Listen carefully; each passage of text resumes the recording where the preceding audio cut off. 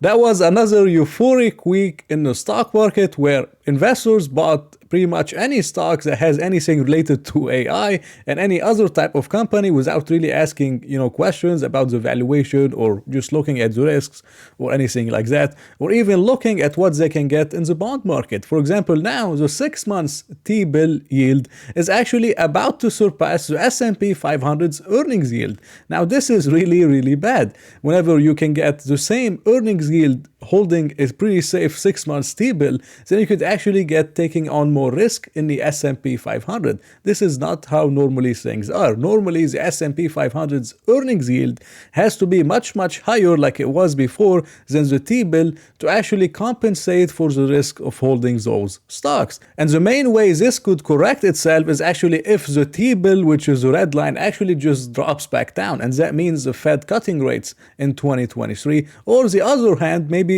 earnings just go up a lot all of a sudden, which is unlikely, and then the earnings yield goes up, or stocks crash and go down, so their earnings yield go up, and then they can yield more than, T-bills to actually compensate for the risk. But you might be asking yourself, who is really buying this expensive market? The market keeps getting more expensive. Who is actually buying this market? Now, I'm not sure how accurate this graph actually is, but this is kind of the Bank of America equity client net inflows. And it's actually pointing out that corporate, which is pretty much corporate buybacks, are the biggest buyers of the market, pretty close to $15 billion.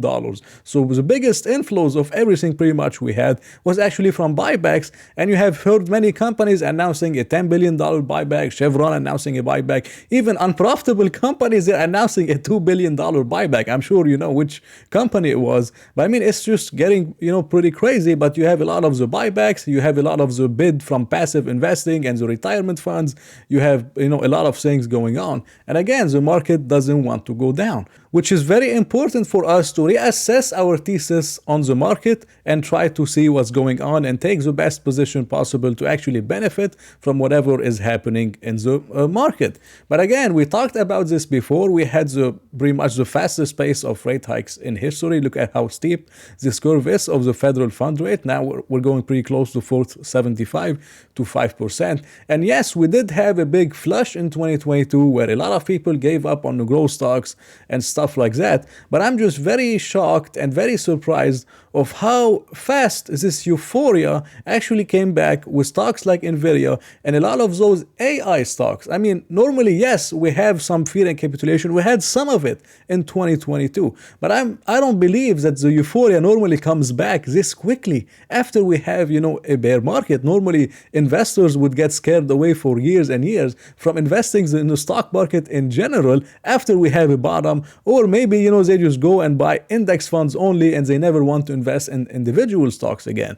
But you're having this huge euphoria around stocks like Nvidia, C3.ai, any companies that talks about AI on their conference call, their stock goes up 20-30%, and these companies are getting extremely, extremely expensive, and investors are repeating the same mistake that they did just a year or two ago with the clean energy stocks and with, cryptocurrencies and stuff, trying to invest for the future without thinking they are actually overpaying. So which is why I have a video specifically only on AI stocks where I want to discuss where investors are actually making, a big mistake. But again, the federal funds rate hasn't put a lot of stress on the economy. We look at credit spreads, they are still moderate. There's nothing, pretty much to worry about anytime soon, but we're starting to see some, changes in the subprime auto loan delinquency rate, which is pretty much a leading indicator for stress in lower income type of families. And we can see now it's around 6%.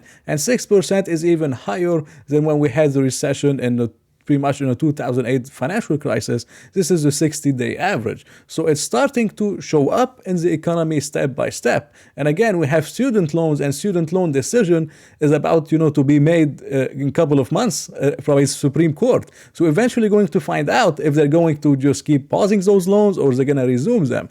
And most likely they're going to resume those loans, and then it's going to get, even worse. And it's sad, but it's going to get even worse on a lot of people, which is going to put stress on the economy. But the market is not the economy, and the stock market doesn't really care. And we have talked about this before, about the 50-day moving average and the 200-day moving average crossing above each other's, which actually is the golden cross, and it could potentially indicate that maybe the worst is behind us, and maybe this bear market rally, if it is a bear market rally, it's likely going to last longer than most of us are expecting. I talked about this in my videos before, and it's actually playing right before our eyes. We had a pretty bullish pattern, I have to admit, how we bounced off the channel and then we went back above. I mean, that's pretty bullish, above the 200-day moving average. And this also lines up to what we talked about in terms of the yield curve, which predicts the recession, 10-year minus the 2-year.